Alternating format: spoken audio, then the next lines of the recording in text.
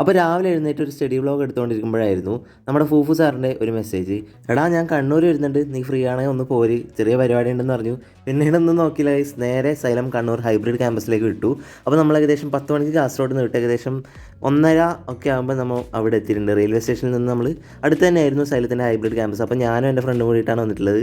അപ്പോൾ blah blah blah എന്തൊക്കെയാണ് അവിടെ നിന്ന് പറഞ്ഞ് അതൊക്കെ ഞാൻ മ്യൂട്ട് ചെയ്ത് വെച്ചു. അപ്പോൾ ഇതാണ് സൈലത്തിൻ്റെ റിസപ്ഷൻ ഏരിയ. അപ്പോൾ ഇവിടത്തേക്ക് കയറി ചെല്ലുമ്പം നമ്മുടെ ഷാഹിദ് സാർ, അതായത് നമ്മുടെ ഫൂഫു സാറും ആ ഒരു ക്യാമ്പസിലത്തെ സാറന്മാരും കൂടി ഒരു ഷൂട്ടിലാണ് ഇപ്പം. അപ്പോൾ ഫൂഫു സാറിനെ കുറിച്ച് പറയുകയാണെങ്കിൽ എന്താ പറയുക, അത്രയ്ക്കും ഒരു ഭയങ്കര ഹമ്പിൾ പേഴ്സണെ ഞാൻ ഇതുവരെ കണ്ടിട്ടില്ല ഗൈസ്. ഭയങ്കര പാവം സാറാണ്. എനിക്ക് ഭയങ്കരമായിട്ട് ഞാൻ കാണണമെന്ന് ആഗ്രഹിച്ച, എനിക്ക് ഭയങ്കര ഇഷ്ടമുള്ള എൻ്റെ ഫേവറേറ്റ് സാറാണ്. അപ്പോൾ എന്തായാലും നമ്മൾ ഉച്ചയൊക്കെ ആയതുകൊണ്ട്, നമ്മൾ എത്തുമ്പോൾ ഉച്ചയായതുകൊണ്ട് തന്നെ നമ്മൾ ഫുഡ് കഴിക്കാൻ വേണ്ടിയിട്ട് പോയി. ഞാനും ഫൂഫു സാറും എൻ്റെ ഫ്രണ്ട്സൊക്കെ കൂടിയിട്ട് ഫുഡ് കഴിക്കാൻ പോയി. അതിനുശേഷം ഒരു ഷൂട്ട് ഉണ്ടായിരുന്നു നമുക്ക്. അതും കഴിഞ്ഞതിന് ശേഷം നമ്മൾ ഫൂഫു സാറുമായിട്ട് ഒരുപാട് സംസാരിച്ചിട്ട് ഗൈസ്. എനിക്ക് ഭയങ്കര ഈ ഒരു ദിവസം എനിക്ക് മറക്കാൻ പറ്റാത്ത ദിവസമാണ്.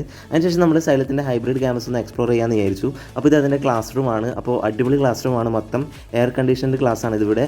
ഈ ക്ലാസ് ഏതൊരു കുട്ടിക്ക് ഇരുന്ന് പഠിക്കാനുള്ള ഒരു ആഗ്രഹം വന്നു പോകും. അത്രയ്ക്കും അടിപൊളി ക്ലാസ് ആയിരുന്നു, എനിക്ക് ഭയങ്കര ഇഷ്ടപ്പെട്ടു.